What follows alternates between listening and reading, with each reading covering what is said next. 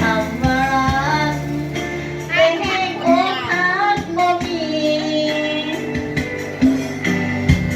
เส้นทางบ่สวยโรยด้วยความท้อปัญหาเดี๋ยวเอาปืนจ่อลูกข้อบนทางหลบหนีบ่ยานบ่หักแต่ยานบ่ทนลงจนนาทีทางเดียวที่พอจะมีคิดได้ตอนนี้ก็คือต้องทำให้สุดใจความซื่อต้องได้หัวใจต้องสู้ต้องทำให้รู้ว่าเป็นรักแท้พ่อแม่เสื้อถือ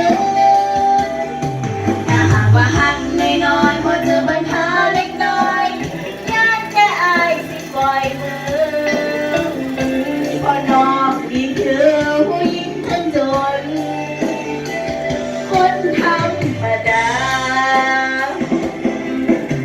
เอาค่ะเด้อ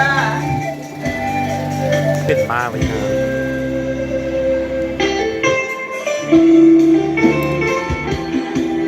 เห็นแอปเปิลเนี่ยเห็นจิกเ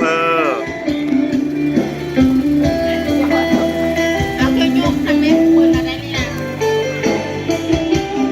รู้หมดแล้วกูจะเอากดเกิดฟาดโทรศัพท์ที่หน้าพี่ตอน ที่หานี่นะ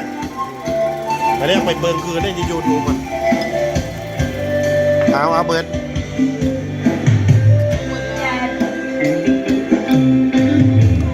ยันเจ็บอีกคนยันโดนอีกครั้งมีคนก็ทำมาคำเคียงข้างบ่นานก็รักหัวใจดวงนี้ถ้าเจ็บอีกทีก็คงไหล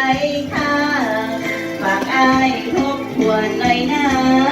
เหลือห้า อย่า แก้ว มาเพื่อจะปล่อยมือ ยังเหลือ5 แก้ว ให้สุดใจคือต้องได้หัวใจต้องสู้ต้องทำให้รู้ว่าเป็นฮักแท้พ่อแม่เสื้อถือถ้าหากว่าหักน้อยๆพอเจอปัญหาเล็กน้อยยากแค่อายสิปล่อยมือพอน้องนี่คือผู้หญิงจนคนธรรมดา ต้องทำให้สุดใจความเสื่อต้องได้หัวใจ